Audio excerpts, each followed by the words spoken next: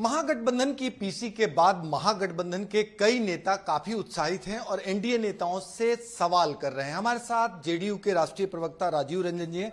राजीव रंजन जी, महागठबंधन में जिस तरह से माथापच्ची चल रहा था, पेच फंस रहा था, संयुक्त पीसी के बाद महागठबंधन के नेता उत्साहित हैं। अब उल्टे सवाल एनडीए से करना शुरू कर चुके हैं कि बिहार के मुख्यमंत्री कौन होगा।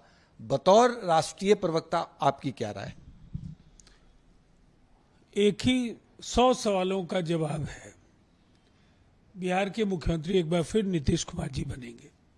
देखिए, लोकतंत्र में गठबंधन के बीच जो भी बातें होती हों, अंततः ईवीएम पर बटन दबाने वाली महान जनता है।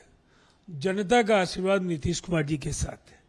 जिस सरकार ने 125 यूनिट बिजली दी हो, जिस सरकार ने महिलाओं के अकाउंट में 10,000 रुपए देकर के शुरुआत कर दी है उनके उद्यमी बनने की, जिस सरकार ने 50 लाख रोजगार और नौकरियां, जबकि वायदा 10 लाख नौकरियां और 10 लाख रोजगार देने की थी, उसको 2.5 गुना करके दिखाया और अब 1 करोड़ रोजगार दिए जाने का फैसला कैबिनेट ने ले लिया। बिहार का हर क्षेत्र में विकास हुआ है। औद्योगिक विस्तारीकरण की दिशा में जो नई प्रोत्साहन नीति है, उसके जरिए लाखों करोड़ रुपए के निवेश के प्रस्ताव आ रहे हैं। मुकाबले में एक व्यक्ति जिसके पास ना कोई सोच है, ना कोई दृष्टि है, जो खुद को विजनरी जितना बताए, लेकिन बोलने के लिए 2 शब्द के लिए भी हरियाणा पर जिसकी निर्भरता हो, मुझे नहीं लगता है कि वो बिहार के आधुनिक बिहार के विश्वकर्मा नीतीश कुमार जी का विकल्प हो सकता है।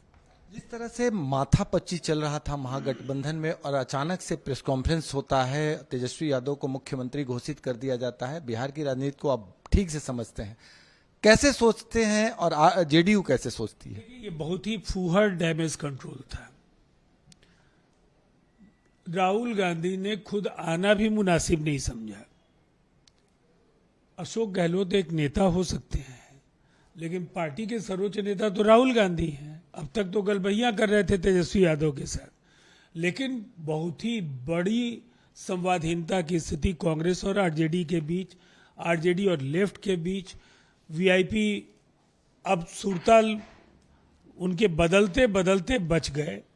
दरअसल जिस व्यक्ति को नॉमिनेशन तक नहीं करने देने की स्थिति बना दी तेजस्वी यादव और कांग्रेस ने, अब उसको उप मुख्यमंत्री या बनाने की बात कह करके अब जनता का मजाक उड़ा रहे हैं। जो चुनाव नहीं लड़ेगा, आपने तय कर लिया कि मौका मिला तो किसी भी रास्ते से ला करके कुछ कर देंगे।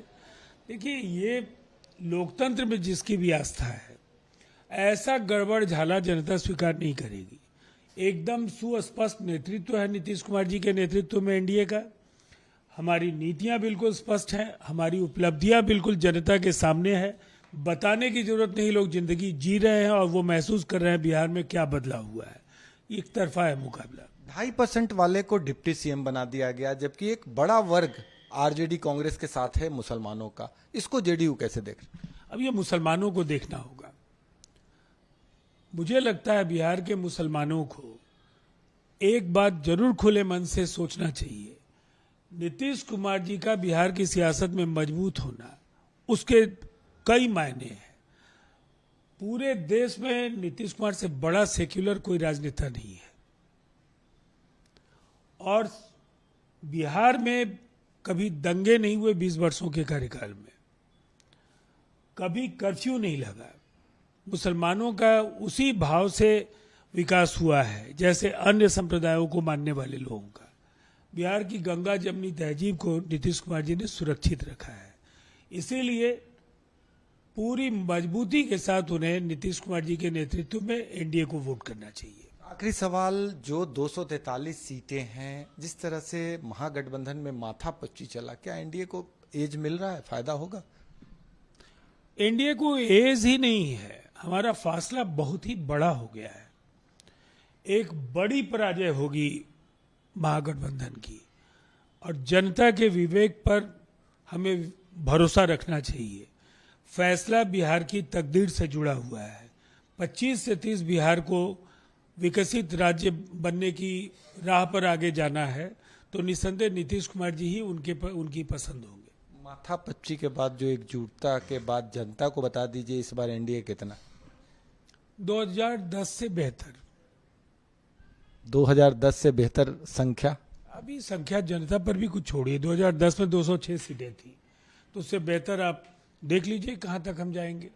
जेडीयू के राष्ट्रीय प्रवक्ता राजीव रंजन जी का साफ तौर पे कहना है कि महागठबंधन के नेता चाहे जितना माथापच्ची कर ले, नीतीश कुमार का अपना व्यक्तित्व है, अपना कद है और इस बार हम 206 सीटों से ज्यादा यानी 2010 के परफॉर्मेंस से बेहतर परफॉर्मेंस में होंगे और एनडीए की जीत होगी। सहयोगी कैमरामैन राकेश के साथ भारत एक्सप्रेस के लिए पटना से आशुतोष कुमार।